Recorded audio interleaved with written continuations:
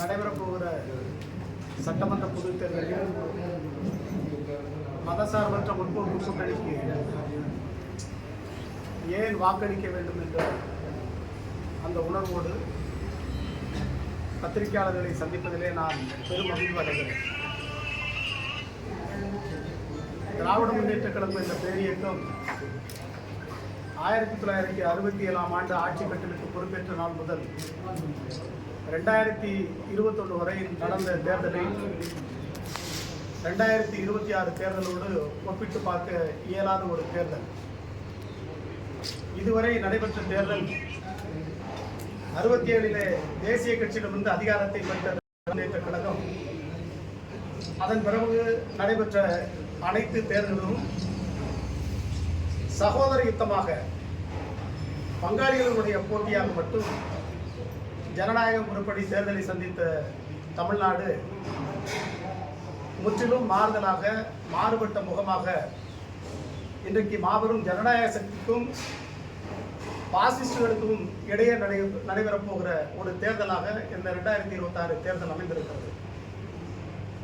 நான் தொடக்கத்திலே குறிப்பிட்டதை போல ஏன் மதசார்பற்ற முற்போக்கு கூட்டணிக்கு வாக்களிக்க வேண்டும் என்று சொன்னால், கடந்த சில நாட்களுக்கு முன்பாக நாடாளுமன்றத்திலே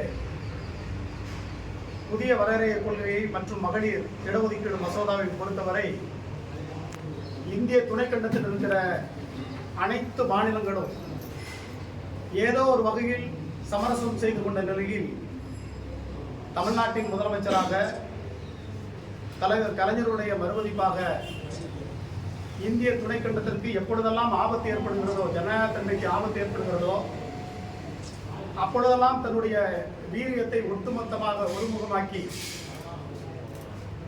ஆளுகிற சர்க்காருக்கு சம்மட்டேடி கொடுப்பதைப் போல என் கடைசி சொட்டு ரத்தம் இருக்கிற வரை மாநில உரிமைகளும் தமிழர் நலன் சார்ந்த பிரச்சனையும் நான் விட்டுக் கொடுக்க மாட்டேன் என்று சொல்லி நாடாளுமன்றத்தில் மெஜாரிட்டி இருக்கிற ஒரு இயக்கத்தை 40 எம்பிக்களே கொண்ட தமிழ்நாட்டை வைத்து அந்த மசோதாவை தோற்கடித்து பெறப்போகிற 2026 தேர்தலுக்கு முன்னோட்டமாக மசோதாவை வெற்றி கண்டு இன்றைக்கு மே மாதம் 4ஆம் தேதி திராவிட முன்னேற்ற கழகம் என்ற மாபெரும் இயக்கத்தை 7வது முறையாக அரியணைக்கு ஏற்றிட தயார் நிலையில் இருக்கிற மாண்புமிகு முதல்வர், திராவிட முன்னேற்ற கழகத்துடைய தலைவர் மாண்புமிகு அண்ணன் முத்துவேல் கருணாநிதி ஸ்டாலின் அவர்களுக்கு தொடர்ந்து வாக்களிக்க வேண்டும்.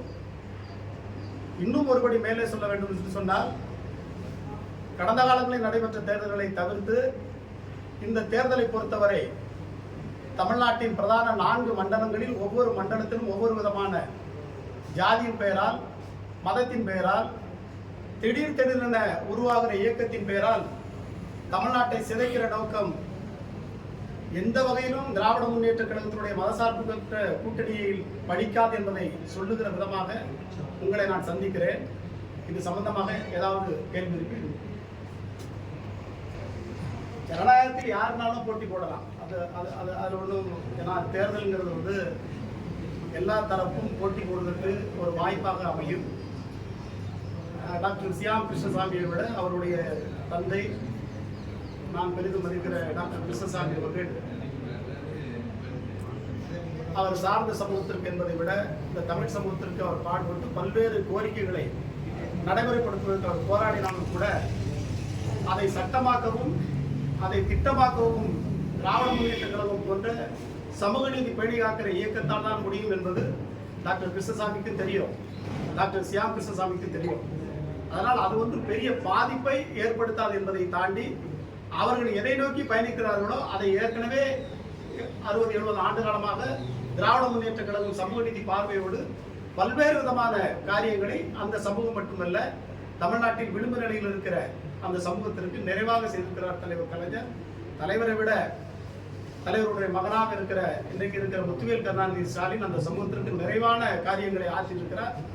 காரியங்களை வாதம் செய்ய வேண்டும் என்று சொன்னால் அடுக்கடுக்காக தலைவர் கலைஞருடைய ஆட்சி காலமாக இருந்தாலும் சரி, முத்துவேல் கருணாநிதி ஸ்டாலினுடைய ஆட்சி காலமாக இருந்தாலும் சரி, விளிம்பு நிலை மக்களுக்காக அவர்கள் செய்த காரியங்களை பட்டியலிட முடியும்.